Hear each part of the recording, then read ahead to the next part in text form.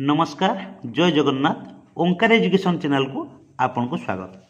दर्शक बंधु आज आपण मान एक गुरुत्वपूर्ण वीडियो आसिला चिठी 22 जिल्लार स्पेशल स्कूल पई शिक्षक नियुक्ति।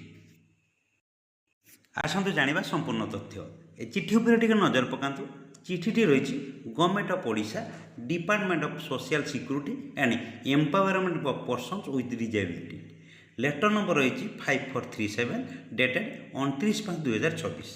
क्या रही Shri Bhaskar Rohit OS additional secretary to government. क्या रही all collector of Baleshwar Bargarh Bhadrak Balangir Cuttack Dhenkanal Ganjam Jajpur Kalahandi Kandhamal Kendrapara Keonjhar Khordha Koraput Malkangiri Mayurbhanj Nayagarh Nabarangpur Nuapada Puri Sambalpur and Sundargarh.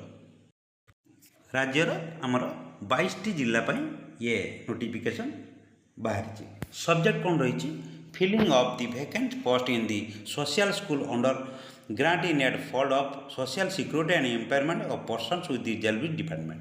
अर्थात सामाजिक सुरक्षा एवं भिन्नक्षम व्यक्ति सशक्तिकरण विभाग तरफ अनुदान सहायता अधीन स्वतंत्र विद्यालय गुड़िक खाली पदवी गुड़िक पूरण कर डिपार्टमेंट पुणी पूर्व चिठी होता दि department letter number 4965 dated 11/5/2024। 11/5/2024 letter टी पूर्व थे होता से कहते द madam sir in inviting reference to this department letter number 4965/SS EPD dated 11/5/2024 on the subject cited above, I am directed to say that instruction in issue in the aforesaid letter for filling of the vacant teaching and non-teaching post in respect of Ekasi special school under against in aid for shall be kept in obedience until further instruction issued in this regard by this department।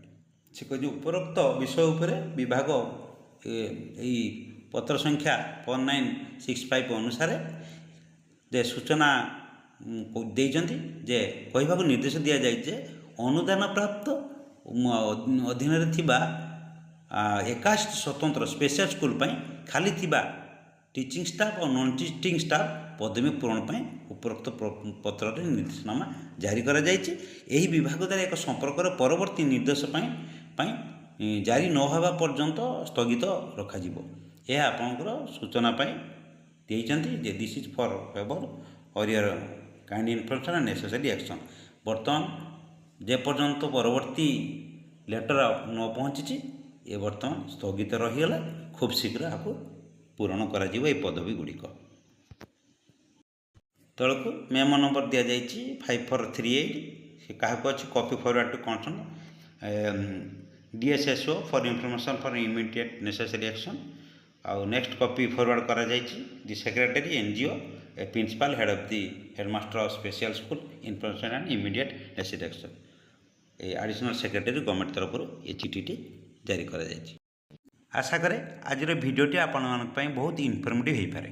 आज भिडियोटी जदि आपण informative मन होता है ओंकार education आम school कार्यक्रम YouTube channel को like share करने सहित सब्सक्राइब करने को केवे भूलें। आज रोचे पुणी देखा नेक्स्ट वीडियो रे।